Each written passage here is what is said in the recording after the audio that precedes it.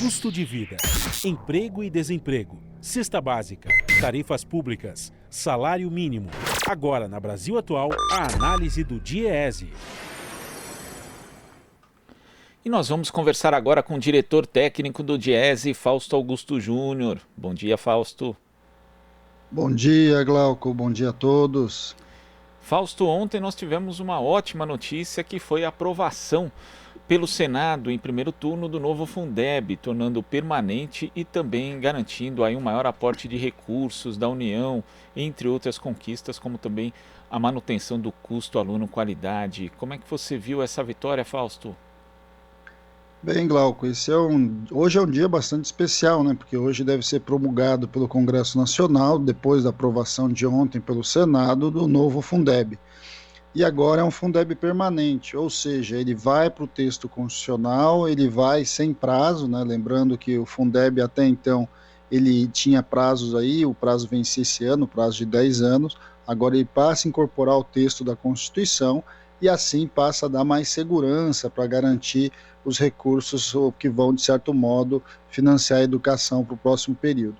É fundamental porque o novo Fundeb, além de garantir mais aporte da União, ou seja, ele equaliza melhor as receitas que vão ser distribuídas para estados e municípios, tem tudo para chegar nos municípios menores, nas escolas que mais necessitam, então esse é um dado bastante importante. A participação da União, ela cresce, ela sai dos 10%, podendo chegar até 23%, acho que isso é bastante significativo.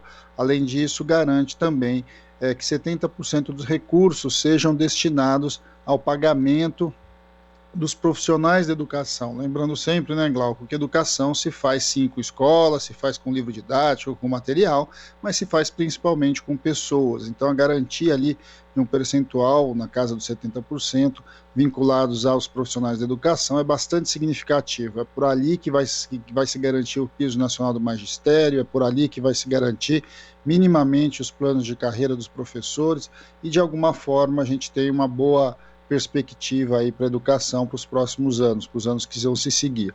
É claro que ainda a gente precisa da regulamentação, né? Nós temos aí uma discussão bastante grande que deve passar aí pela Câmara e pelo Senado aí nos próximos períodos, e em especial porque também o texto do Fundeb, ele traz uma novidade importante, que é o custo aluno-qualidade. Então, esta perspectiva de você ter minimamente uma referência que define aí o quanto que será o custo aluno, que está baseado nas necessidades, está baseado ali o que, de certo modo, a educação vai precisar, vai ter que ser regulamentado. E as outras formas também de como é que vai ser minimamente distribuído esse recurso, tudo isso vai para a regulamentação de um texto constitucional. Agora, foi um dado, é uma vitória bastante significativa num momento bastante difícil que a gente vem vivendo por conta do atual posicionamento do governo. É sempre bom lembrar que o atual governo era contra essa proposta do Fundeb, ele recua no final aí dos 45 minutos, principalmente porque tinha um consenso da sociedade civil, tinha um consenso da Câmara e do Congresso Nacional, para que, de certo modo, a gente pudesse minimamente garantir a educação, recursos para a educação de uma maneira mais integral e de uma maneira mais permanente. E era esse aspecto que eu queria abordar com você também, Fausto. A gente sabe que o Fundeb foi aprovado apesar do governo, que durante boa parte do processo se omitiu e depois tentou jogar contra, como você mencionou.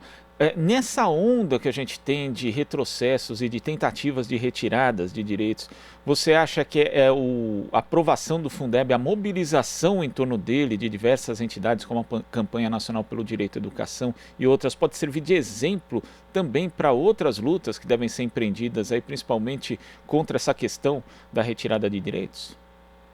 Não há a menor dúvida, Glauco. A mobilização para a educação, ela levantou muita gente, ela trouxe a sociedade civil organizada, ela trouxe o movimento sindical, o movimento dos professores, os sindicatos vinculados aos professores, ela trouxe as entidades dos estudantes, né, a UNE, a UBS, ou seja, se mobilizaram em torno do Fundeb. A gente tem também uma mobilização do geral da sociedade, mas vamos lembrar também, né, Glauco, que as grandes manifestações que aconteceram contra esse governo vieram da educação, aconteceram ali em 2018, ali antes da pandemia, e indicavam uma força que esse debate tem com relação à sociedade em geral. Acho que isso é um bom indicativo, mostra para a gente um caminho, que a organização, a mobilização, essa relação que a gente vai construindo com a sociedade, dela compreender a importância dos recursos, a importância da política de educação, a importância dos direitos, né, dos direitos sociais em geral, de certo modo pressiona sim o Congresso Nacional, define uma nova linha de organização da política. É claro que nada é tão simples assim. É bom lembrar que o Fundeb tinha apoio, inclusive, de movimentos vinculados à educação, também da área empresarial. Então, a gente tem ali, conseguiu em torno da educação um grande consenso. Eu creio que esse deve ser um dos debates que a gente tem que fazer para outras áreas, como, por exemplo, a saúde, como foi com relação à previdência, assistência social. Nós vamos discutir aí provavelmente uma renda básica de cidadania nos próximos períodos. Tudo isso, de certo modo, tem que envolver um conjunto maior da população, e a população precisa compreender os debates que estão acontecendo, porque muitas vezes tudo aparece como uma grande disputa, e o que a gente tem de verdade são interesses que a população em geral precisa, sabe da necessidade, mas muitas vezes não é chamada para debater. Então, a lição que fica para nós do debate da Fundeb é que é preciso trazer o conjunto da sociedade para um debate sobre o que será o futuro desse país. A discussão da educação aponta para uma possibilidade de melhoria, sim, da educação. É bom lembrar que os índices de educação no Brasil melhoraram muito desde a criação do Fundef, lá nos anos 90, depois passando pela criação do Fundeb, já nos governos Lula e Dilma, e aí a ampliação dos recursos da educação, que, de certo modo, vem melhorando a inserção, vem melhorando ali a permanência do aluno na escola e vem alterando significativamente a questão ali da possibilidade das crianças estarem dentro da escola. Agora, o nosso grande debate, o nosso grande desafio é melhorar a qualidade da educação, que passa necessariamente pelos profissionais que trabalham ali dentro das escolas. Acho que esse é um debate que nós vamos travar agora. Esse vai ser o debate da regulamentação do Fundeb, mas, de certo modo, isso é algo que nos anima, foi uma grande vitória que a gente espera que contamine, né, que se espraie para as outras discussões com relação aos direitos sociais no Brasil.